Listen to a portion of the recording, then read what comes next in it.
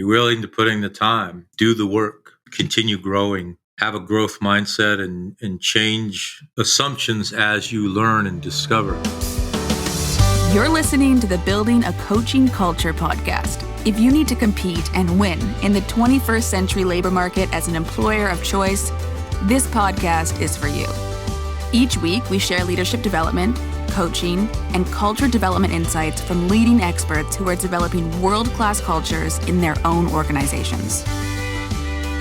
And now, here's your host, J.R. Flatter.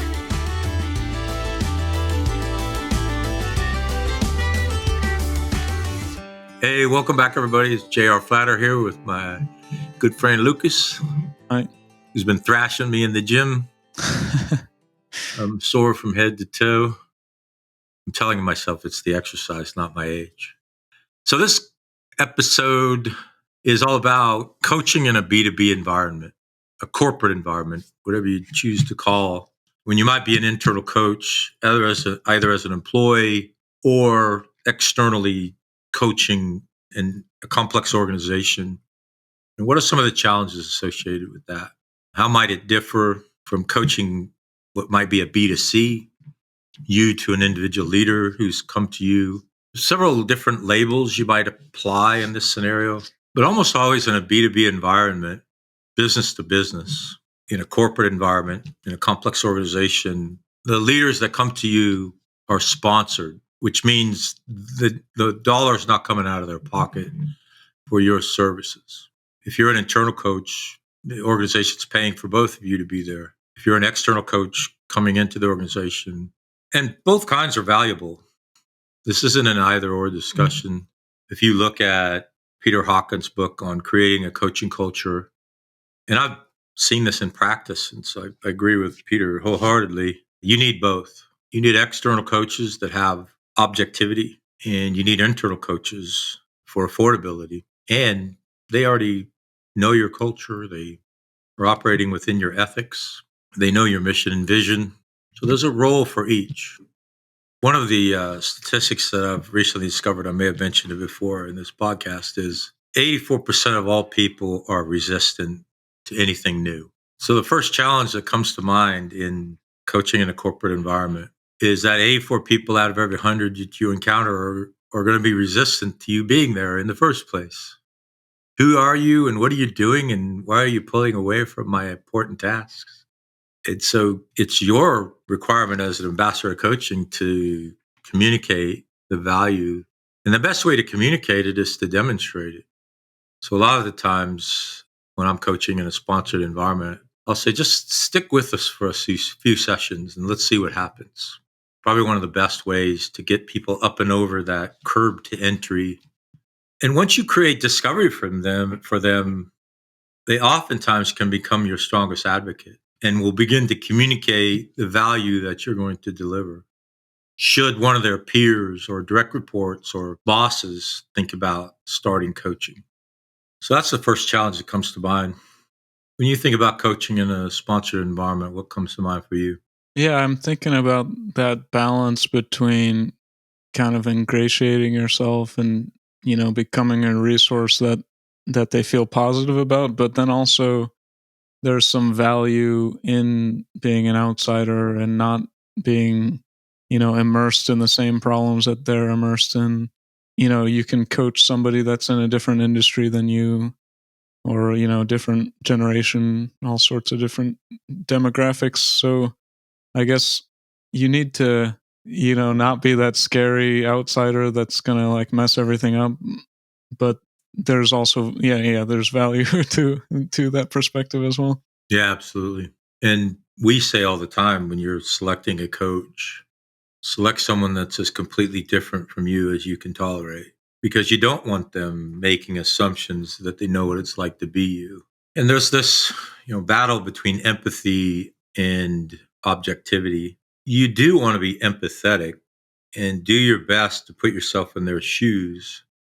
But the moment you begin believing you understand what it's like to be them completely, then you've really overstepped in your empathy. So that, as an objective outsider, and we've got several case studies in our catalog of training exemplifying this very thing. putting people together who are polar opposites in every way and had very powerful coaching relationships.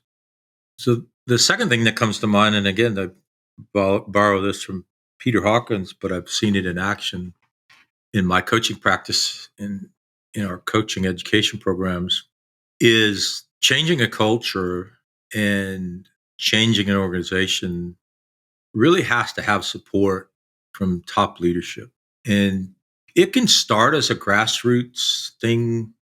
So if you're an internal employee who is interested in coaching, or you may have gotten a coaching accreditation and you want to practice your skill set in the organization, you can do it in your microcosm of the organization. But if you want to try to change the entire organization and build a classic coaching culture, you're going to have to get the senior leadership on board. And so one of the challenges of coaching in a corporate environment is, how do you get them to know you exist? Because the average person in a complex organization just can't email the CEO and say, hey, I got a great idea. That's not going to happen. So breaking through to corporate decision makers is one of the bigger challenges, whether you're internal or external. And if you have a coaching practice, it's similar to any other business. Breaking through the noise. Somebody asked me a few days ago, how do I find that person? Like, you just asked the $1 billion question, because if we knew, we would have all of them in our contacts, and we would be doing business with them. Think about the different, like the phased approach to marketing, where you've got your people that are just, oh, which coach am I going to hire? Then there are people that have never heard about coaching. And then, there's people that have heard about it, but they haven't decided that they're going to go with it. So just like the different levels of like decision making in the sales funnel kind of thing. But you've got that same thing within an organization where maybe, one part of the leadership says, I see the value in coaching, but the other ones need more messaging around that. Yeah, I guess, like, how are you communicating to them, and what resources are you providing and things like that? Yeah, there's an irony here in that. So the 84% who are going to resist, the ones that are going to resist the loudest are the ones that are going to tell you they don't have time. And the irony is, they're the ones who need coaching the most. And so you have that burden, that curb to entry to break through. Reading the classic John Carter book, Leading Change, it's getting a little dated now. He said, find ways to celebrate short-term victories. So if you're in a corporate environment, either as an outsider looking in or as an insider building your practice internally, you have to find some victories that you can celebrate and communicate. And in some ways, it's a bit of a chicken and egg. You're not going to hire me because I don't have the experience, but I don't have experience because you won't hire me. I don't have success stories because you won't let me coach. And if I had the opportunity to coach, I would create success stories. So as we said earlier, there's many similarities between building a coaching practice and building any other business, any other practice. If you were a new dentist, if you were a new lawyer, if you were a new auto mechanic, whatever you might be your skill set, breaking into the marketplace and getting your voice heard is a classic challenge. You're jumping into a crowded marketplace. And even though in this global labor market of the 21st century, there's a huge shortage of labor, there's no shortage of coaches. And it's largely unaccredited. We do have, and you and I align ourselves with the International Coaching Federation, but there's a lot of people who are out there coaching. And so that creates suspicions, skepticism. It's largely undefined in the marketplace. What is coaching? If you asked 10 different leaders, you might get 10 different answers. It's a multi-generational labor force where, like in any multi-generational organization, there are different expectations across different demographics. And so you're jumping into all of that like any other person who has value to add and needs to get their voice heard. And you just need to accept that and find ways to break through. What is the success story of, coming into an organization, providing coaching, what happens next, and do you have that, at least even if it's notional or imaginary? Yeah. So having done this many times, I think there is a good process that you could use if you're trying to break through. So, irrespective of a corporate environment or not, it's really difficult for someone to understand the value that you can bring until they've learned about it, seen it, and give it. And so it's probably becoming cliche that that's how we prefer to introduce coaching. Before they even think about hiring us as coaches, we want them to explore what is coaching, how do we approach it, and then what value would it be to them. And then the give piece is they actually give each other coaching. It's really eye opening. Even before that, as you're trying to break into any marketplace, any profession, there's an acronym that I use very regularly when I'm mentoring and coaching, and it's AIR: advice, information, and referrals. And keep a very detailed journal about this journey and be disciplined about it and have this conversation many times a week. I'm trying to break into B2B coaching. What advice do you have for me? I'm brand new. What information do I need that I don't already have? What book should I read? What accreditation should I get? What course should I study? And then third is referrals. Who should I talk to next? And you're doing two things simultaneously here. You're learning about what the marketplace wants and needs, but you're also building your network. And ultimately, you're going to have a conversation with someone who goes, wow, I need exactly what you're talking about. And it might appear a bit Machiavellian, but if you want to be a business person and you want to build a practice, you have to be unapologetic about the fact that that's what you're doing. And that's what the AIR is all about. You're not apologizing for the fact that you're trying to break in. You're not apologizing that you're brand new and don't know the ropes. And you're not apologizing you don't know people that need your services yet, but that's why you're having the conversation. So that works really, really well. Like any other business, it's sweat equity.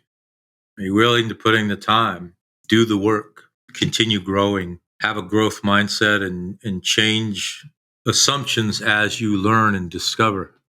Am I correct in the kind of understanding that, you look at B2B and it seems like, our organization shakes hands with your organization, but ultimately it's you shake hands with the particular individual on their team. So in a way, like, you still need to have those personal connections and, one-on-one time with people.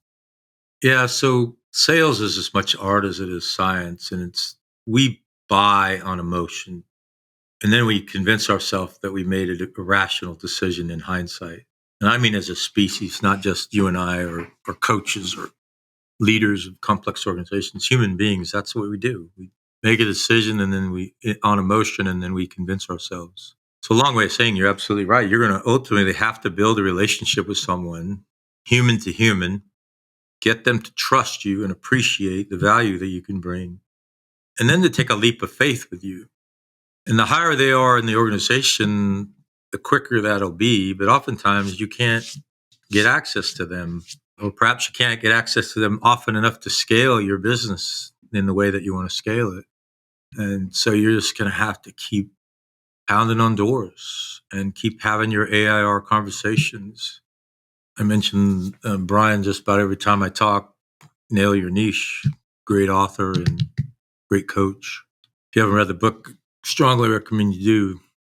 Everything you say or do, from what I've learned from him and what I've done in our own practice, is finding a QER, a quantifiable end result that you can communicate and demonstrate. So if I do trust you and allow you into my organization, and I have to convince my boss and maybe even my boss's boss, what am I going to tell them? Am I going to save money on recruiting because I'm going to retain people? I'm going to save money on training. Am I going to increase productivity? You need to have that quantifiable end result. And again, from Brian Elwood, he didn't make this up. This is a standard of sales, if you're selling something, you're usually selling one of three things: love, health, or finances. It's going to increase the amount of love in your life. It's going to improve your health, or it's going to improve your finances. And so you need to pick the QER for your coaching practice and the B2Bs that you're going to engage. And the AIR conversations will ironically begin to clarify that for you.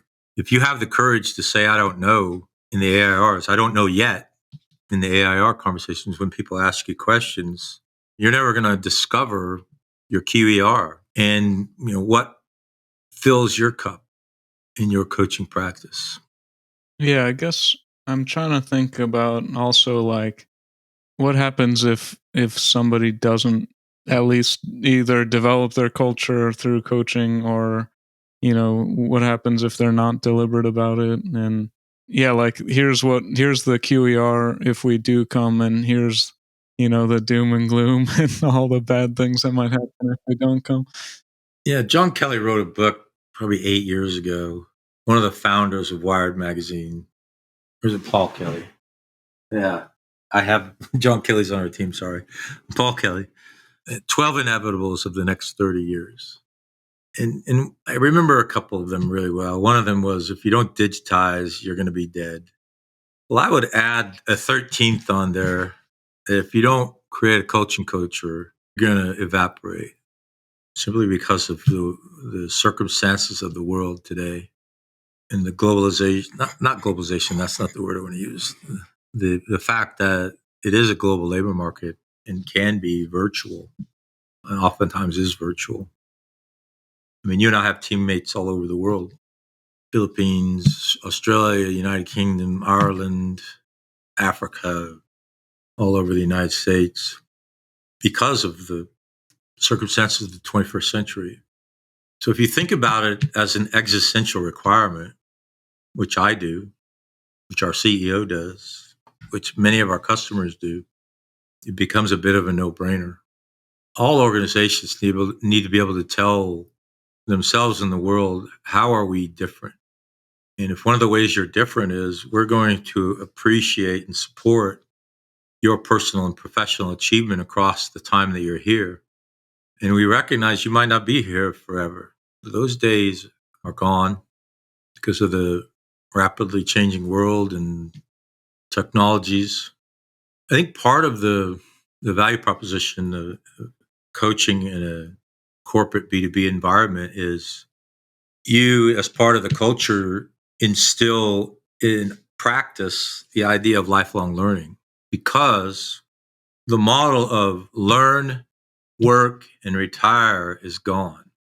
So when I got my undergraduate degree, there was every expectation that that degree would last for me my lifetime, that I would be able to leverage the knowledge I got for the entirety of my career. Well, you, in Gen Zs and Gen AA's, you don't have that expectation. And does the organization that you work for encourage and support that you need to be on a lifelong journey of learning? It's now learn, work, continual development, and maybe retire. Because all of us have the option, not all of us, sorry about that. A lot of us have the option of working as long as we'd like, because we're not doing manual labor tasks. I was just thinking about, there's a book and HBO show, Generation Kill, and it's this Rolling Stone reporter that gets embedded in like a Marine unit. And I was always like, why would they have let this, hippy dippy Rolling Stones, and that's in the book too. But it's like, they're going to say whatever they're going to say about you. Wouldn't you rather them, hear it from, directly from your organization? Your culture is going to, develop whether you are deliberate about developing it or not.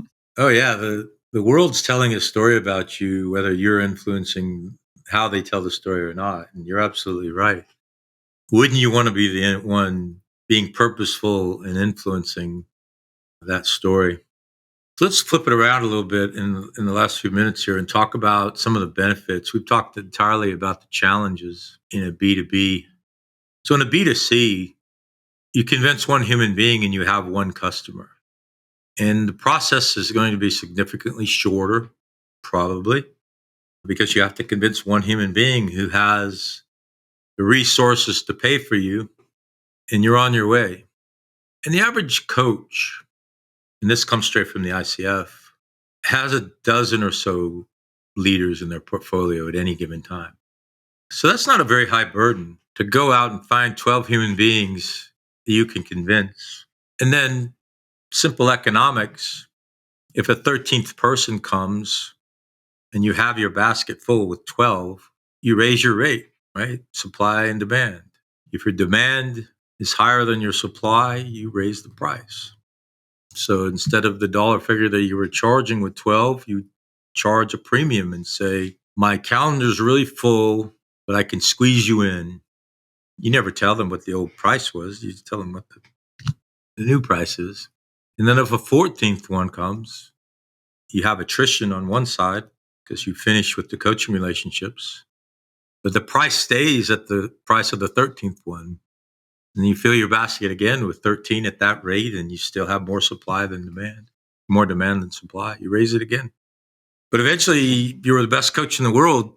There's only 2,000 work hours in a year. And if you're running your own business, of those 2,000 hours in a year, you're going to spend a great deal of that time pursuing new customers and a great deal of that time administering your business, and the remainder actually coaching. So it's a finite mathematical equation.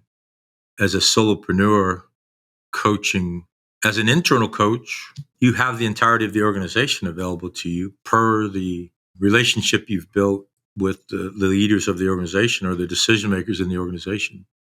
So in some ways, even though it's a longer sales process, coaching in a corporate environment, you have to sell once to have potential unlimited customers. And I think that's the primary main advantage.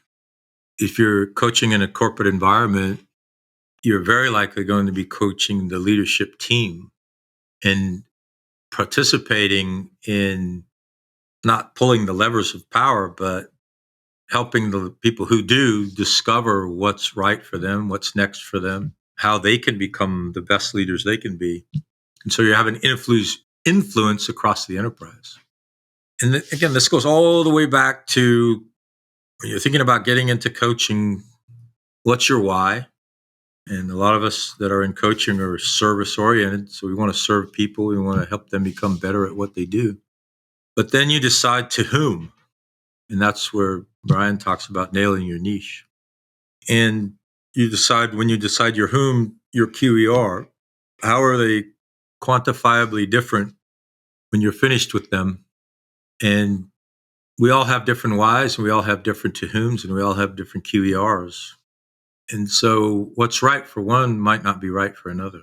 So a lot of coaches prefer B2C. Got my basket of customers. One drops off, I'm going to go find another. If I get too many people, I can think about raising my rates. I'm very happy. Another coach who's building a coaching practice might prefer to work in the B2B corporate environment. There's more continuity, perhaps. You know that the customer is going to be able to afford your services. Hopefully you put a contract in place that has some sort of predictability of what the next year looks like. I suspect the rates in B2C might be just a smidge higher than in a B2B environment because there's a risk-reward continuum with regard to rates. The more you risk, the more you expect to be rewarded. So if you're coaching in a B2B environment, you have that predictability and you have that assurity and you have that volume, it's very likely going to drive your rates down a little bit. I don't think significantly. And you can coach more people. Once you've won that B2B, you're no longer pursuing work. And so that amount of your day can be dedicated to coaching instead of pursuit of other work. But it's a very personal decision. Any closing thoughts as we head out? Just the fact that also these businesses have missions, and it's very likely that you're aligned with the mission, or at least maybe not very likely, but maybe it's more attractive to find organizations where you are aligned with their mission, and then that's a whole nother reward that, you're helping them accomplish something that you believe in. Yeah, that's a great point. And so one of the things that I've discovered in the last year is noun descriptors in front of coach. You can put countless noun descriptors in front of coach. I'm a leadership coach. I'm an executive coach. I'm a B2B coach. I'm a life coach. I'm a fitness coach. I'm a health coach. The fundamentals of coaching are exactly the same, irrespective of what noun descriptor you choose to put. And the noun descriptor influences your niche. It influences your QER. And so you may very well decide my niche comes with a noun descriptor. I'm a dental practice owner coach. I'm an auto mechanic shop owner coach.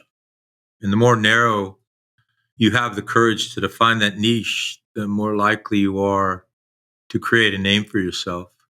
It's one of the hardest things in the world is to niche down until you're one of one.